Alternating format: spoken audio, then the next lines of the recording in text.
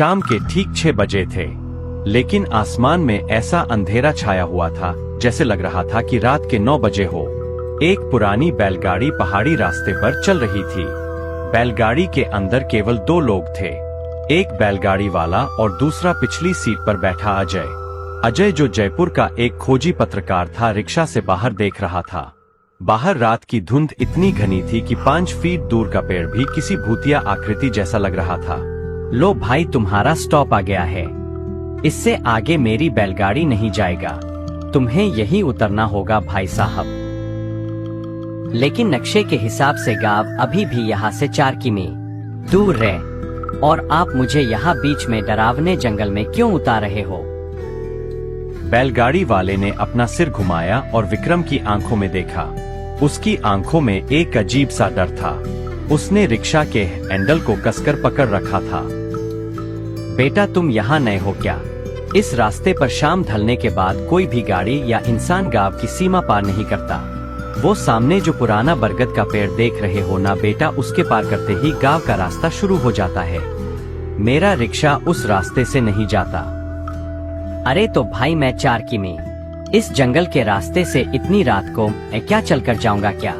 और आपको डर किस बात का लग रहा है? इस रास्ते से क्या डाकू रहते हैं क्या? रिक्शा वाले की आंखों में अब और भी गहरा डर उतर आया था। उसने कांपती हुई आंखों से बाहर इशारा किया। उसकी नजरों में दया नहीं बल्कि चेतावनी थी। डाकू होते तो हम बंदूक लेकर चले जाते। बेटा, वहाँ वो है जिससे बंदूक भी नहीं लड़ सकती। मृतकुंड। अजय को लगा यह ड्राइवर उसे डराने की कोशिश कर रहा है ताकि ज्यादा किराया मांग सके, या फिर यह स्थानीय अंधविश्वास है। उसने बहस करना ठीक नहीं समझा। उसने अपना बाहरी बैग हाथ में लिया और रिक्शे से नीचे उतर गया। उस डरावने जंगल में अकेला सिर्फ अजय था। सामने घना जंगल और एक जानलेवा सन्नाटा। ठंड इतनी थी कि अजय की हड्डियां तक जम गई थी। उसके बैग में जो टॉर्च थी वो उसने जलाई और आगे रास्ते से चलना शुरू किया। रास्ता पथरीला कांटों भरा था और दोनों तरफ ऊंचे ऊंचे पेड़ थे। चलते हुए अजय को बार बार लग रहा था कि झाड़ियों के पीछे कोई चल रहा हो। पत्तों की आवाज उसके कदमों के साथ ताल मिला रही थी। चलते चलते अजय खुद से बातें कर रहा था। यह सिर्फ हवा है। मैं जयपुर की भीड़ भाड़ से आया हूँ, इसलिए यह शांति मुझे अजीब लग रही है। मुझे सिर्फ सोहन को ढूंढना है। अजय उसके छोटे भाई को ढूंढने उस गांव जा रहा था। सोहन, अजय का छोटा भाई, जो एक वाइल्ड लाइफ फोटोग्राफर था, 2 महीने पहले उसी गांव में गया था। और आखिरी बार जब उसने घर फोन किया था तो उसकी आवाज में एक अजीब सी घबराहट थी। उसने कहा था, भैया, मैंने वो तालाब देख लिया है, वो मुझे बुला रही है। और उसके बाद से उसका फोन बंद आ रहा था। पुलिस ने हाथ खड़े कर दिए थे, इसलिए अजय खुद उसे ढूंढने इस गांव आया था। करीब 1 घंटे चलने के बाद धुंध थोड़ी कम हो गई थी। उसे दूर कुछ मध्यम रोशनियां दिखाई दी जो गांव के घरों से आ रही थी। कुछ ही सामने जाने के बाद गांव का प्रवेश द्वार आ जाता है, लेकिन उस प्रवेश द्वार पे एक पुराना लकड़ी का बोर्ड बना हुआ था, जिस पर लिखा था, गांव आना मतलब मौत को बुलावा देना है। यह देख के अजय घबरा जाता है। थोड़ी देर बाद गांव में कदम रखते ही अजय को एक अजीब सी गंध आई, जैसे गीली लकड़ी और पुराने फूलों के सड़ने की मिली जुली बदबू हो। गांव के घर पत्थरों और लकड़ी के बने थे। हर घर का दरवाजा कसकर बंद था। खिड़कियों से चमकती रोशनी आ रही थी। गांव की गलियां बिल्कुल सुनसान थी। ना कुत्ते भौंक रहे थे, ना ही किसी इंसान का शोर शराबा चल रहा था। जबकि अभी शाम के 7:30 ही बजे थे। किसी भी गांव में इस समय चौपाल पर लोग होते हैं, लेकिन आज इस गांव में श्मशान जैसी शांति थी। अजय एक घर के पास रुका और दरवाजा खटखटाया। सुनिए, कोई है क्या घर में? मैं शहर से आया हूँ। मुझे इस गांव के सरपंच का घर जानना है। अगर कोई घर के अंदर है तो प्लीज मेरी मदद करो। अंदर से कोई जवाब नहीं आया, लेकिन अजय ने महसूस किया कि दरवाजे के पीछे कोई खड़ा है और सांस रोके उसकी बातें सुन रहा है। कोई भी दरवाजा खोल नहीं रहा था। अजय आगे बढ़ा। थोड़ी दूर जाने पर उसे एक चबूतरे पर एक बूढ़ा आदमी बैठा दिखाई दिया। अजय उसके पास गया और बोला, का राम राम, मेरा नाम अजय है और मैं जयपुर से आया हूँ। मुझे यहाँ रुकने के लिए कोई जगह मिल सकती है क्या? बूढ़े ने धीरे से अपनी गर्दन घुमाई। उसकी त्वचा झुर्रियों से भरी थी और आंखें सफेद मोतियाबिंद से धुंधली थी। उसने अजय को ऊपर से नीचे तक देखा। वापस चले जाओ मुसाफिर, यह जगह इंसानों के रहने के लिए नहीं बनी है। मैं वापस नहीं जा सकता काका। मेरा छोटा भाई सोहन इस गांव में आया था, मुझे उसे ढूंढना। जैसे ही अजय ने उसके छोटे भाई सोहन का नाम लिया, वैसे ही वह बूढ़ा आदमी खड़ा हो गया। उसने घबराकर अजय को कहा, जो कुछ दिन पहले कैमरा ले इस गांव में आया था, वो कैमरे वाला लड़का क्या तुम्हारा भाई है क्या? हाँ हाँ काका, मैं उसका भाई हूँ। कहाँ है वो काका? क्या आप जानते हैं क्या उसे? बूढ़े ने चारों तरफ देखा, जैसे उसे किसी बात का डर हो कि हवाएं उनकी बातें तो नहीं सुन रही है। उसने अजय को अपने पास नजदीक बुलाया और उसको धीमी आवाज में फुसफुसाते हुए कहा, बेटा, तुम्हारा छोटा भाई इस गांव में जो मृतक का तालाब है, उसके तरफ गया हुआ था।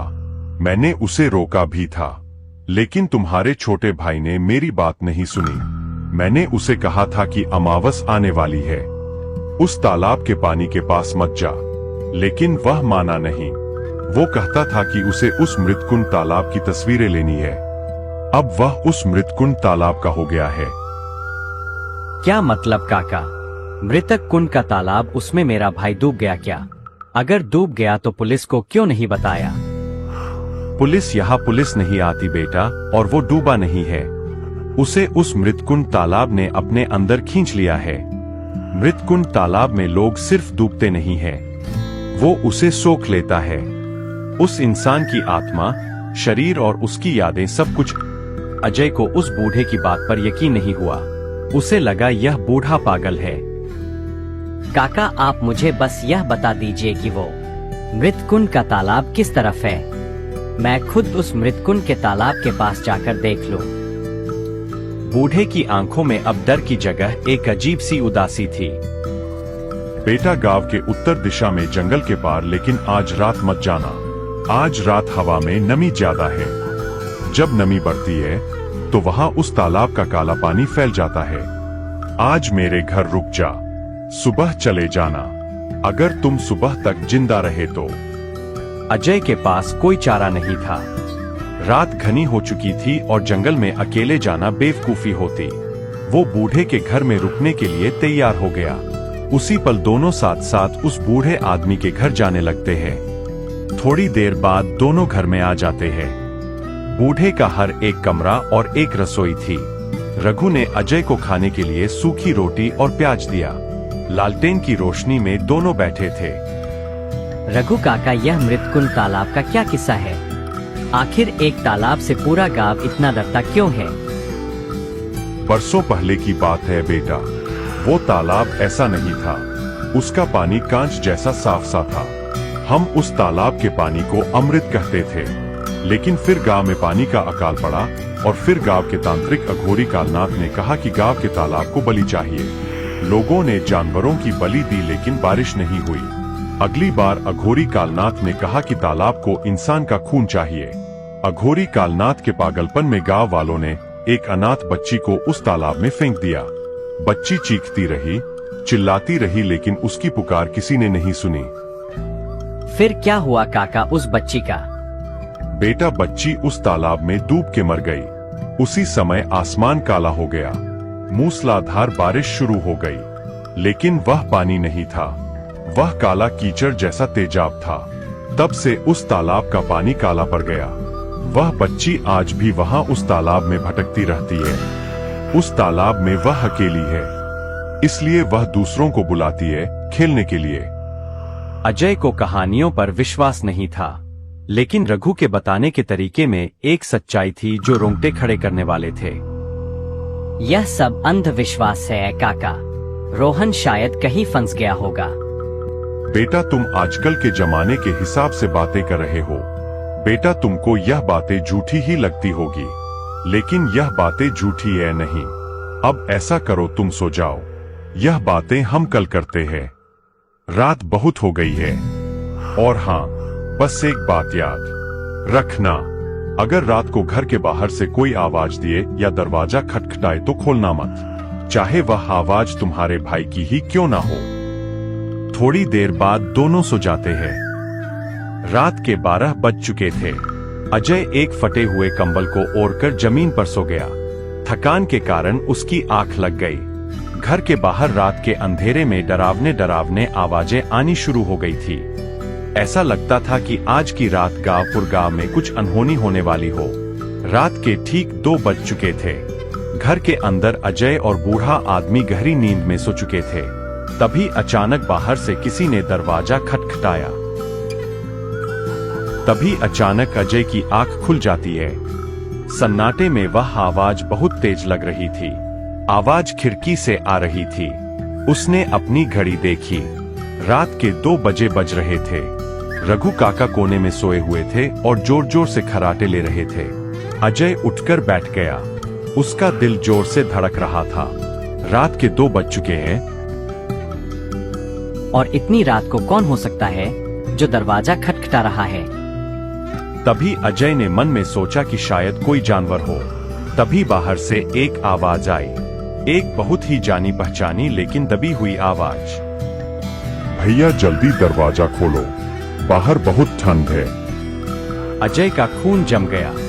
यह रोहन की आवाज थी, बिल्कुल वैसे ही जैसे बचपन में जब वह बाहर खेलकर आता था और दरवाजा खटखटाता था। अजय तुरंत खड़ा हो गया। वो खिड़की की तरफ जाने लगा।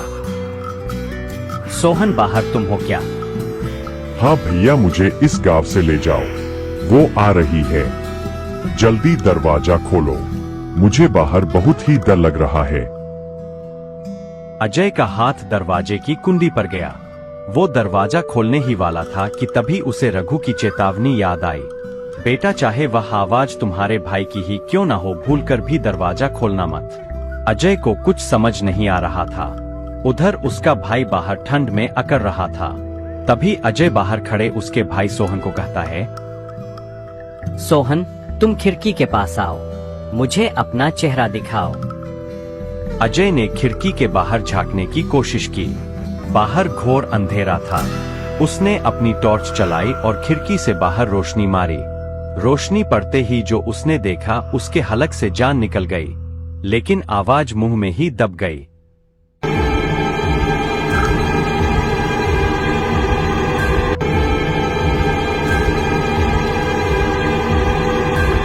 बाहर उसका भाई सोहन खड़ा था, या कम से कम सोहन जैसा कुछ। उसके कपड़े वही थे जो उसने फोटो में पहने थे। उसका शरीर अजीब तरह से फूला हुआ था, लेकिन सबसे भयानक उसका चेहरा था।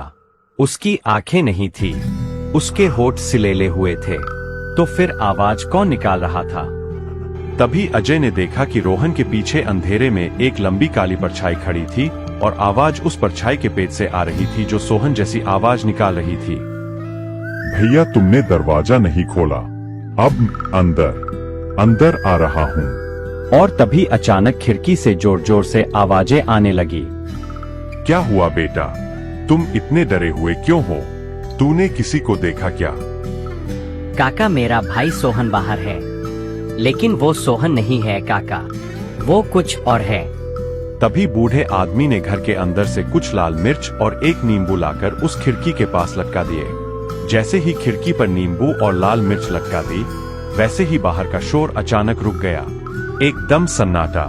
कुछ पलों बाद खिड़की के बाहर से एक गीली फिसलन भरी हंसी की आवाज आई। कल मिलेंगे अजय, मेरे तालाब का काला पानी प्यासा है, मैं जल्दी लौट आऊंगा। उसके बाद कदमों की आवाज दूर जंगल की तरफ जाती हुई सुनाई दी। अजय पसीने से तरबतर हो गया था।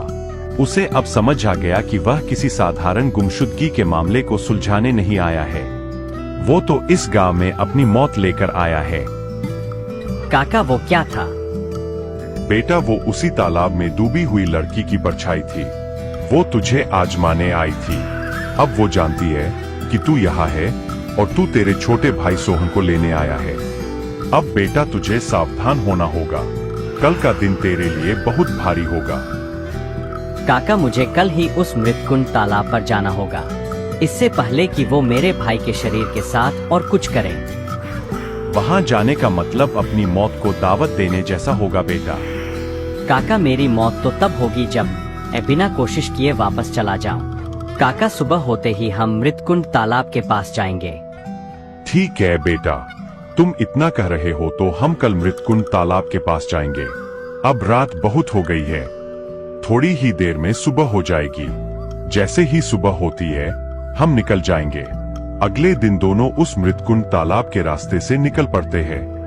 थोड़ी ही दूर जाने के बाद भयानक जंगल का रास्ता शुरू हो जाता है। लेकिन जैसे ही दोनों जंगल के अंदर गए वैसे ही उस जंगल में अंधेरा होने लगता है, जैसे रात हो गई हो। यह सब देख के अजय डर जाता है। अचानक दोनों रुक जाते हैं। तभी अजय बूढ़े आदमी से कहता है, काका, यह कौन सा माया जाल है? जंगल के बाहर तो दिन का उजाला है और जैसे ही हम जंगल के अंदर आ गए वैसे ही यहाँ रात का सन्नाटा शुरू हो गया। बेटा, यह उस मृतकुंड तालाब का रास्ता है। इस रास्ते से दिन में भी रात होती है। अब बेटा रुको मत, आगे बढ़ते रहो। यह इस जंगल का माया जाल है, इस पर ध्यान मत दो और आगे बढ़ो। दोनों आगे निकल गए। चलते चलते जंगल से भयानक डरावनी आवाजें आनी शुरू हो गई। थोड़ी ही आगे जाते ही उनको वो मृतकुंड तालाब दिखाई देने लगता है। वहां जाते ही अजय जोर से चिल्लाकर उसके भाई सोहन को आवाज देता है, सोहन, तुम कहाँ हो? मैं तुम्हें लेने आया हूँ। चलो मेरे भाई, घर चलो। तभी अचानक उस तालाब से अजय के छोटे भाई सोहन की आत्मा निकलने लगती है।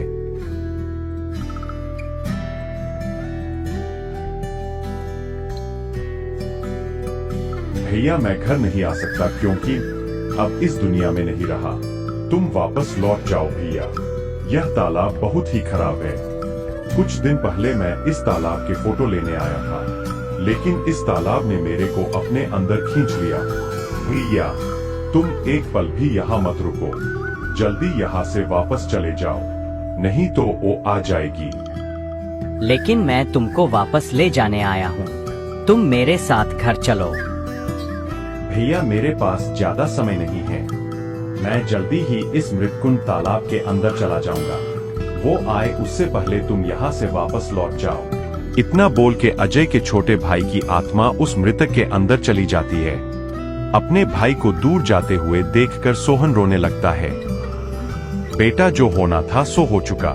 अब तुम अपने गांव वापस लौट जाओ क्योंकि तुम्हारा भाई अब तुम्हारे पास कभी वापस नहीं आएगा। अब हमें यहाँ से जल्दी निकलना होगा, नहीं तो वह तालाब के बाहर आ जाएगी। तभी वहाँ से दोनों वापस लौट जाते हैं। कुछ देर बाद अपने छोटे भाई को वापस लिए बिना अजय दुखी मन से अपने गांव वापस लौटने लगता है। आखिरकार इतना ढूंढने के बाद भी अजय का छोटा भाई उसके साथ नहीं लौट पाया।